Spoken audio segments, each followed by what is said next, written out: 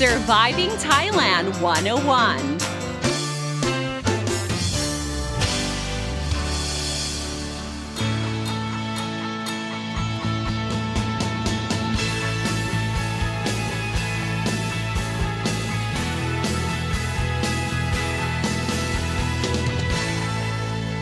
Hey guys, thank you so much for tuning in to Surviving Thailand 101. I'm your host, Fido and Sini, here to break down helpful tips and advice so travelers and expats can have a fantastic time here in Thailand and avoid common cultural faux pas.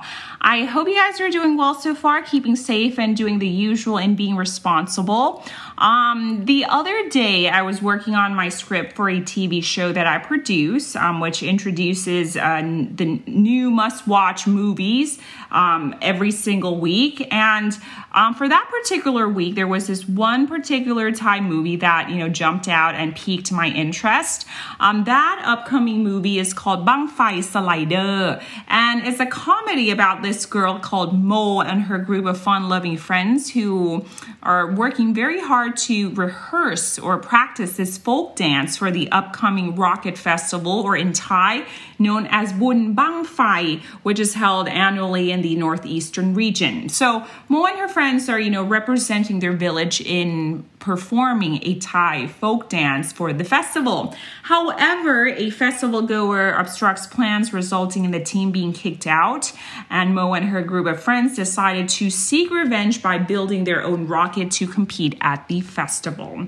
And what's really interesting? Well, that's the synopsis, by the way, in case you're wondering, why I'm going, on and on about this. But what's really interesting about the movie is that number one, the actors and actresses are actually famous Thai YouTubers with over 1 million subscribers.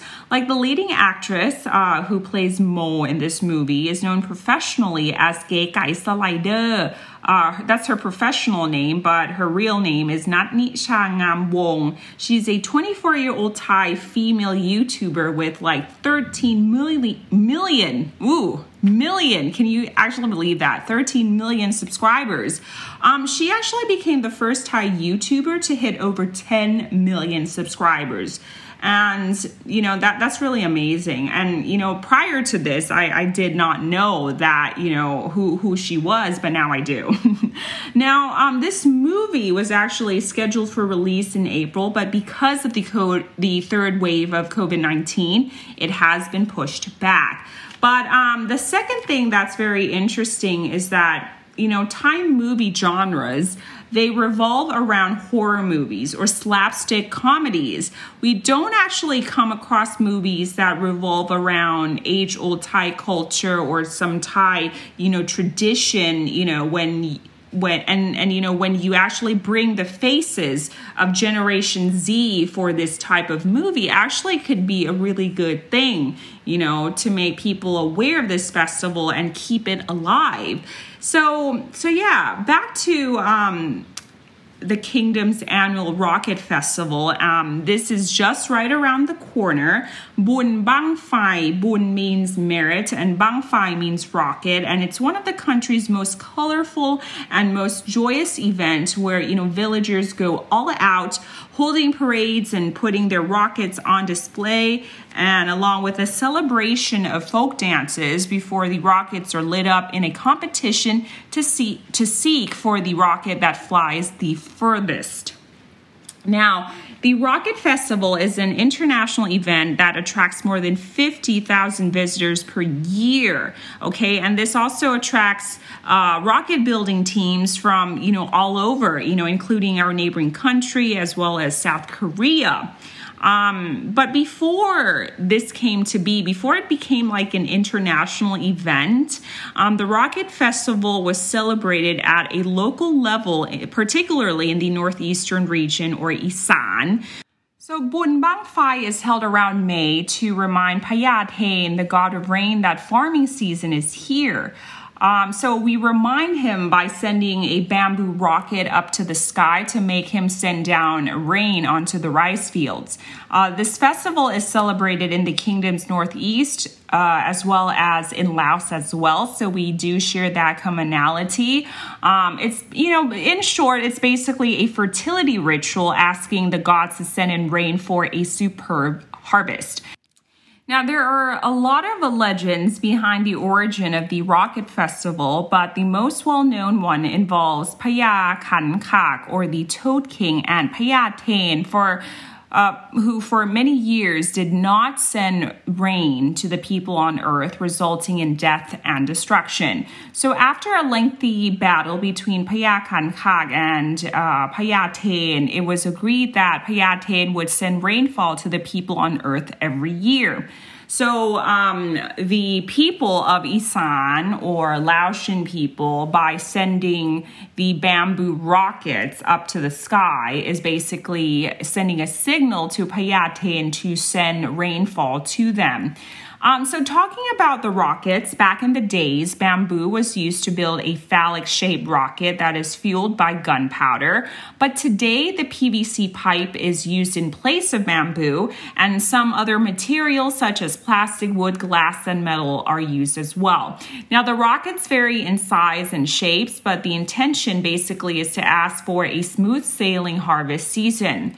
Now, while the Rocket Festival is a Buddhist merit-making ceremony, that, of course, involves the gods in Buddhism, but it's also like a chance to celebrate and to party as well. So the Rocket Festival usually lasts 3 to 4 days. So it's an excuse to go all out with the drinking and dancing and the partying.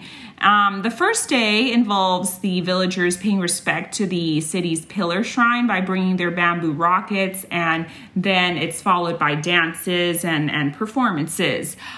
Villagers do take this very seriously. They invest their time in organizing, whether it be rehearsing the folk dances, spending time making the costumes, finding music, or putting the floats together for the parade. Not only that, the parade that they have to sort out, but the rocket itself, they have to work on to bring pride to their individual villages.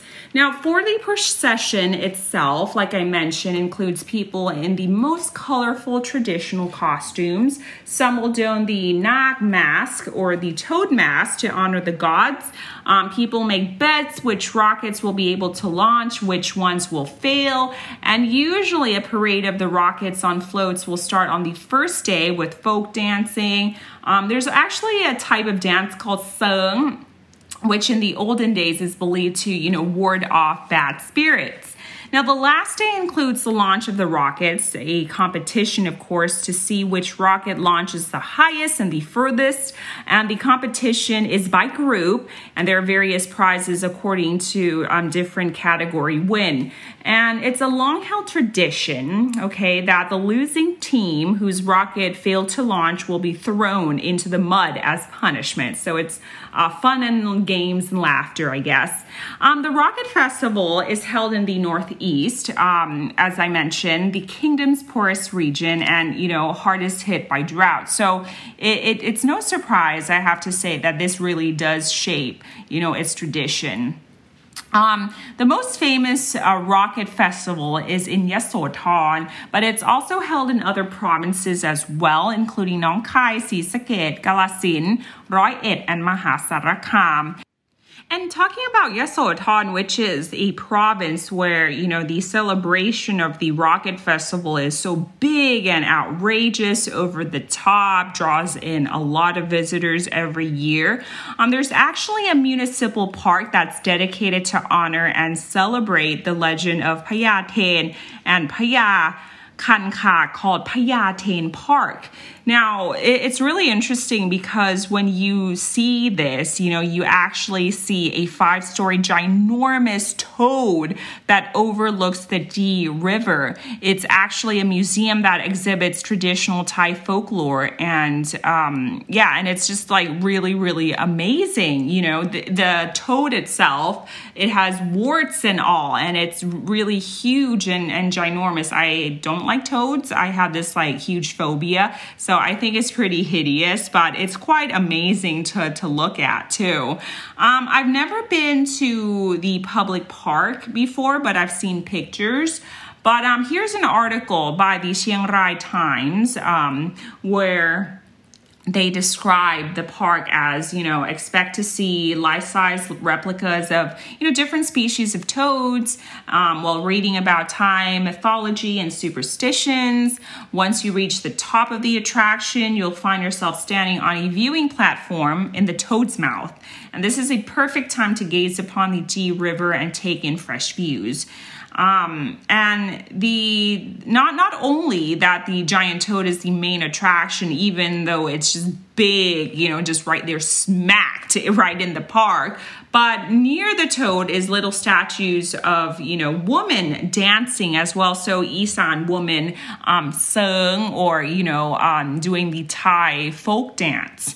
And according to the same article, each May, the Phaya Thein Park is where the Rocket Festival is held by the people of Yasothon as well. And the Riverside Park is especially busy during Songkran as well as Loi Krathong. And they also hold a yearly boat races. So you guys might want to put that on your bucket list, to check out this Phaya Thein Public Park in Yasothon when, traveling becomes like more convenient post-COVID. But at the time of the recording, we don't know if the Rocket Festival will be canceled, but fingers crossed, vaccines will be rolling out this year, so we might have a chance to resume the Rocket Festival perhaps next year. Following the Songkran Festival. So, fingers crossed. I'm trying to be really positive and keep that, positive energy going.